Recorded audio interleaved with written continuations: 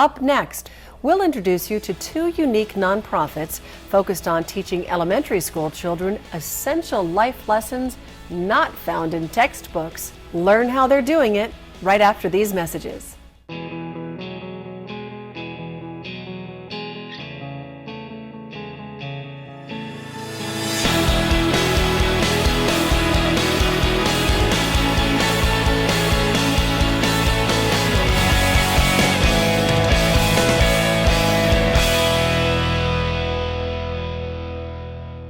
This week we're focusing on elementary education, and I'm not just talking about reading, writing, and arithmetic. These are unique life-forming lessons learned outside of the classroom, lessons that will help mold these young students into more compassionate, socially responsible citizens. We begin in the small town of Layton, Utah, where young and old hearts are intertwined with the Reaching Hearts Through Reading program.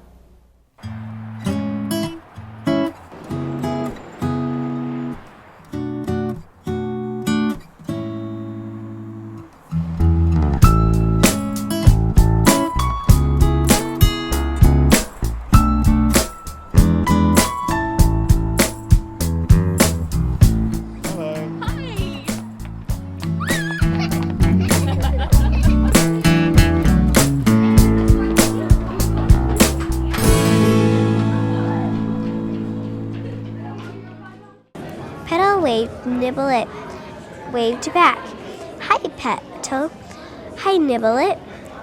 I rub her ears, said Wimberly. I rub her nose, said Jewel. The name of our organization is Reaching Hearts Through Reading. It's a nonprofit organization that connects school-age children and grandparents. I'm just not good at this. It looks easy to me, said Fox. How old are these children? What grade are they in? They're second grade. They're 7 and 8. 7 and 8. Hey, they're just barely started reading, haven't they? They have, and what's really exciting about this, at such a young and tender age, they know they really make a difference. Okay. Then Oh, you- really? Said Raisin. Okay, Then you try it. I thought you missed that line. But I was wrong and you were right.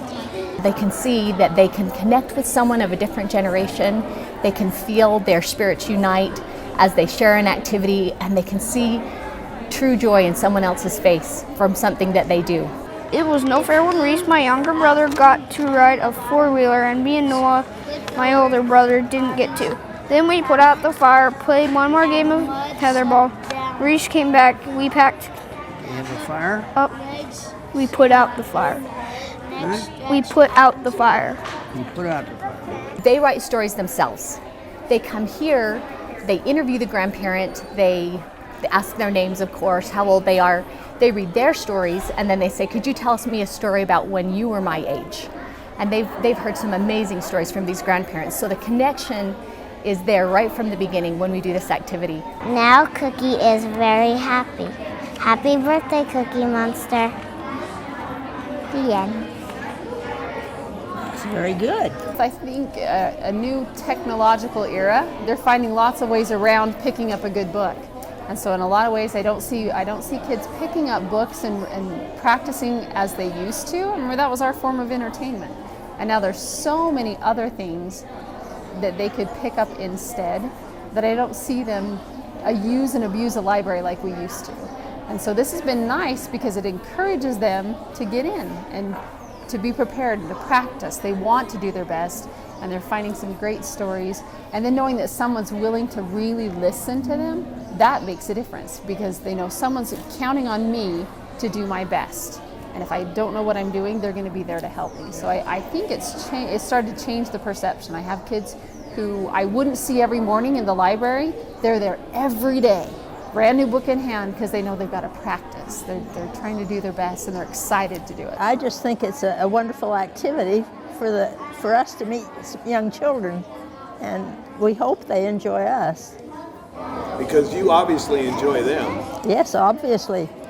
Who wouldn't enjoy those young people like this? Some powerful research that I read was that children who have the opportunity to serve have much higher test scores, do better in their academic areas, but they also have higher self-esteem, and that's everything that a good teacher wants for their student. So it's a huge payoff as a teacher, the biggest payoff for me is that my students are so motivated to do everything that has anything to do with coming to Apple Village. So just say, for instance, in a normal day, we have silent reading. We can buddy up and practice reading fluently because you want to read like you're going to at Apple Village. It's time to write our stories, and I'll say, boys and girls, if you get a story written, you'll be able to take it this week to Apple Village and read it to a grandparent. So they'll practice reading it for us, then they bring it here. They were motivated, and you could see it in their faces, that they had a drive and energy that they wouldn't have had without the opportunity to serve. We have chicken pie, country ham, homemade butter on the bread. But the best fun thing about Grandma's house was the great big feather bed. You've told me how this benefits the children. On the Yes. other hand, how is this benefiting the elders who are here? You can see it in their faces as they're reading, the drawing in close. And I take pictures of the residents and the children every time I come. We copy them, print them off, and give them to the grandparents. One grandmother told me, she said, I had my pictures up on the wall from your class. My grandkids came and said, who are these kids? And she said, I said, these are the kids who come and see me every other week and read with me. As to say, you don't come and see me that often. You have given us your treasures, and we love you so. We had one gentleman named Floyd, who was the dearest man who's since passed away. He would come to me after every time, and he liked to read with one little boy named Jeffrey. He would say, that boy is just amazing. He makes such a difference to me. He gives me a reason to get up. He gives me a reason to live. This program gives me a reason to live. It was 9 feet high, 6 feet wide, soft as a downy chick. It was made from the beds of Florida donkeys to the whole book count for the tick. It hold 8 kids, a 4-hound dog, and a big stove for the trip. We didn't get much sleep, but we had a lot of fun on Grandma's feather bed. Up next, a big surprise for these kids, one that brings tears to their teachers' eyes. And then we're off to sunny Southern California with an international children's sports exchange program called Just Like You, helping students connect with the global community. You won't want to miss it right after these messages.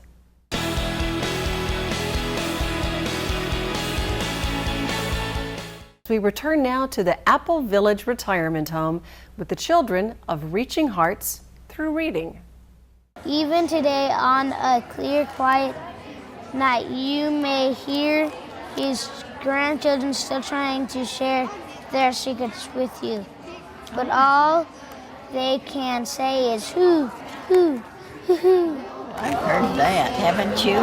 It must be kind of fun for you to see these kids who do like to read. Oh yes, I like to listen to the kids, and he's been good. He reads so fast. You kept up though. Yeah, I kept up with him, but he was all right. It helps us read better, and because it is fun, and it's just really fun. Our expense budget for 10 visits is about $1,000. This year we had the money from the foundation plus a private donor of a family member here gave us enough money for 3 extra visits. So we would have finished back in March, but instead we were able to come all the way until May. And the Davis School District Foundation had a service learning grant that I was able to apply for, and that's provided our funding for the last 6 years, counting this year. That funding is gone for next year. So we're looking for funding sources for next year. When I'm naughty, I know you love me. Please don't take my mommy away. I beg of you.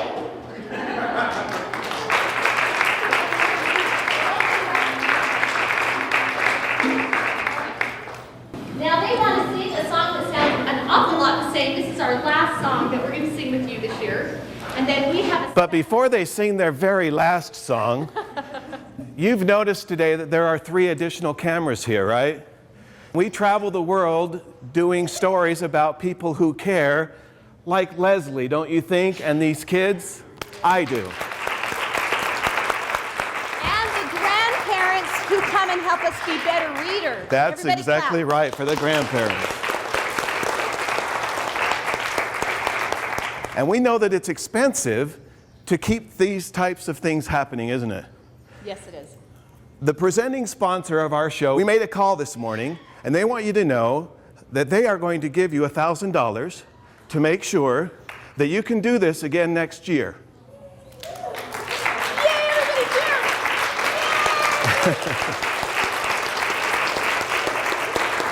Thanks for what you do, and use that $1,000 to keep reading and making our adoptive grandparents happy and these kids happy. Way to go.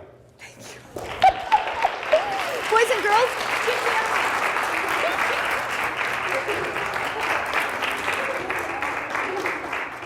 Thanks for watching. Thanks for caring. What a wonderful group of kids. Wouldn't it be great if schools across our country would adopt a similar program? If you'd like to learn more about this group, it's as easy as logging onto our website and searching Reaching Hearts Through Reading. Up next. I learned life lessons, I learned integrity, I learned commitment, I learned what it meant to love something. I mean, I learned all these things from doing sports, and so I think it's a great way to teach kids some life lessons and to help them be better people.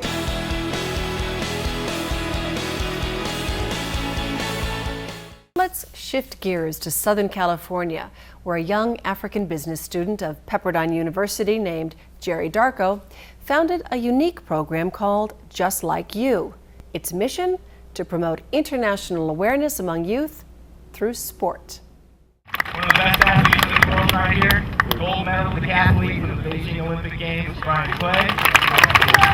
Sports is an amazing tool when you're trying to teach kids something. I think sports is what gave my life direction. It's what what I say saved my life. You know, it got me on the right path. It gave me something to do that I was able to pour my whole self into and give 100% of myself. And in turn, I learned life lessons.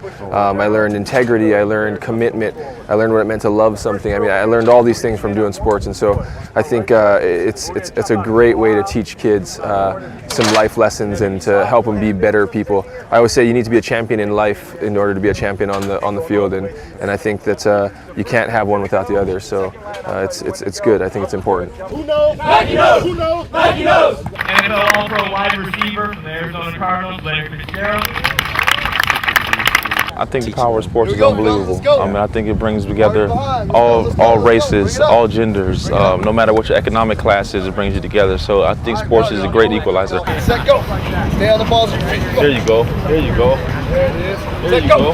And 2-time Super Bowl MVP. That means not one, but 2 big rings, fellas. Troy Polamalu from the Steelers. Give it up. What's bad too about the way that we've progressed is that they are taking these type of things away from us. Yeah. Dodgeball, tag. Exactly. You know, this is the worst thing you can do to kid. That's what children. Kid loves to do, right? And that's why, unfortunately, you know, athleticism and these type of things are going to be forgotten. Hard work on 3. 1, 2, 3. Hard work!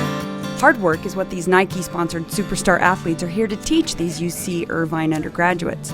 They're all here today to participate in Nike's Spring Training Summit, promoting the new shoe called the Nike Trainer, which promotes physical fitness and sport.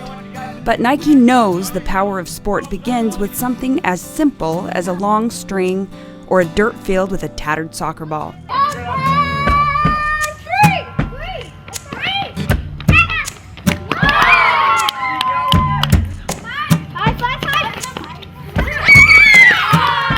In August 2008, Nike and the Los Angeles nonprofit Youth Noise combined forces to create a sport for good movement called Play City. They recruited young leaders from across Los Angeles to brainstorm effective ways to link athletics with social change. So I was working with Youth Noise and Nike recruiting people for the Sport for Good campaign. The whole idea began at Nike headquarters at that Youth Noise training camp. We were all asked to brainstorm ideas on ways to use sport for good. So we wrote all our ideas on a Post-it note and put them on the wall. And Jerry came up with, I think it was International Sports Exchange, and there were these 3 words up on the wall with probably, dozens of other Post-its. People would get the opportunity to go put little stickers on the ideas they liked the best. And it was really incredible to find all these Post-its around Jerry, who I've been friends with for years since college. And it's amazing that just those two words, just sports and exchange, captured the minds of everyone at the camp. And they said, no, international sports exchange is a powerful idea. We want to run with this. The group got together and decided on Just Like You, international sports exchange with an international curriculum component. And from there, it's just been a snowball.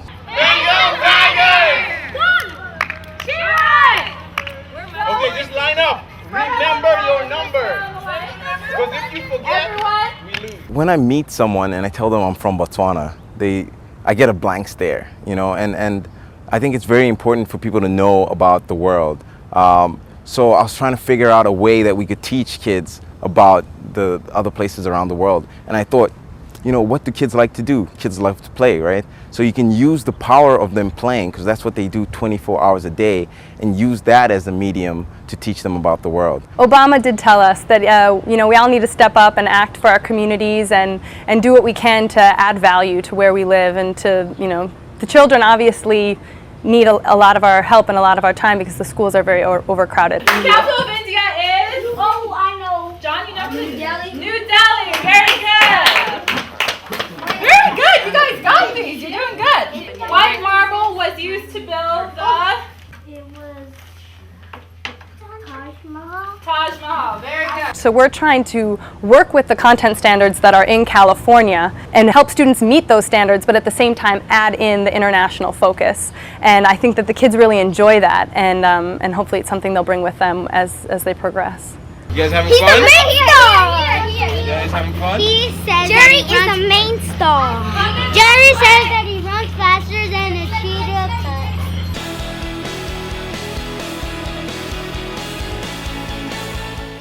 Welcome back as we return now to Los Angeles, California, with a group called Just Like You, promoting international awareness among youth through sport, laying the necessary foundation to create tomorrow's global citizens. Just Like You goes into elementary schools, and we have once a week a 1.5 hour program where we teach them about other cultures through the games that they play. 3, 2, 1, go!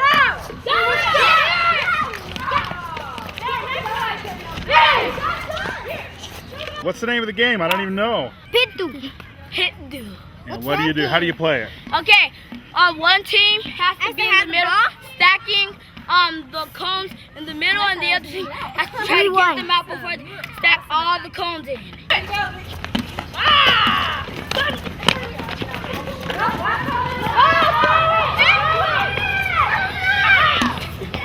You're cheating! You're cheating! Today's our last day talking about India. So the challenge question I'm going to give you is kind of a hint for the next place that we're going to start talking about. What country is home to wild koala bears? So we come in, and for half an hour we teach them about the language, the culture, the history, the geography, some fun facts and trivia about the region.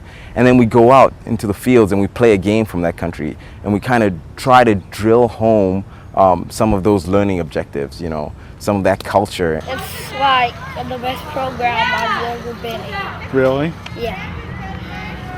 And we're learning a lot about new places. The whole point of the program is called Just Like You, and we're trying to show children that no matter where they grow up, they're all the same. And it's so true. And once people realize that, like if half the reason for wars and conflicts around the world are because people don't know each other. It's really hard to, you know, hurt a fellow human being if you're staring at them in the eye, you know? People don't realize how similar we all are. And that's why it's important for children, no matter where they grow up, to be aware of the way other people grow up, of other cultures. So the question is, Very good. who helped India gain freedom from Great Britain? Mohandas Gandhi. Did you know that in the entire world there are less than 300 white tigers? Less than 300. 1, 2, 3. White tiger! From the students, it's just very exciting because they don't know what to expect from Friday to Friday. You know, sometimes it's different types of arts and crafts activities. Sometimes it's a different game. It's just been very, very positive and welcome feedback from the students. They were very urgent in contacting both myself as well as other administration about when you guys coming back. and it's been very, very tremendous. They've enjoyed it a lot. I just want the kids to see that there are other kids out there that are just like them. Pretty much, you know, we show them that there's other youth around the world that do the same things that they do, and so they should care about them just the same way they care about their own neighbors. You know, giving them a feeling of neighborhood, even though it's not just your neighbor next door, but neighbors all around the world. With younger kids, it's kind of hard to get them engaged in some of these, you know, like geography or international things that are so foreign to them. And games and sports and stuff like that really is something they can relate to, and you're sure every kid's gonna have a good time with that. So, you know, if you can slip in a lesson or two with the games, that's the goal. So I know we've only been working with the kids at Pacoima for about 5 or 6 months, but I think already we're starting to have an impact on them and their worldview. They can already say hello in 3 or 4 different languages. Remember how to say hello? Namaste.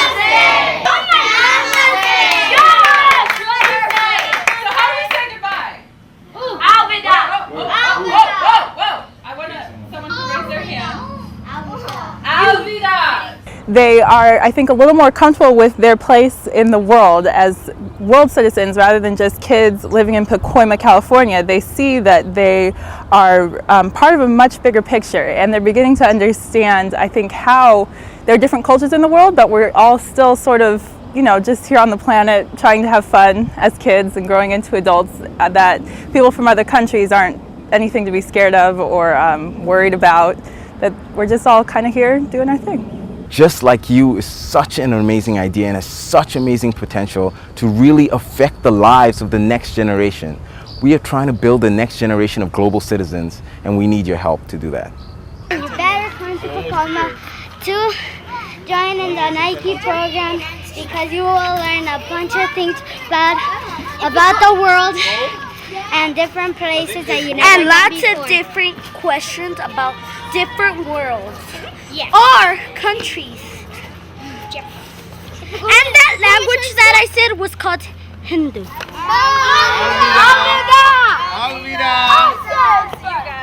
We had a lot of fun, so, well, Alvida.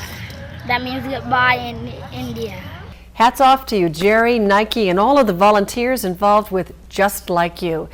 And I agree, Jerry. This program should be replicated across the country. Teaching international awareness is so very necessary in today's global society. If you'd like to learn more about this, log on to our website and search keywords Just Like You. Thanks for watching, and thanks for caring.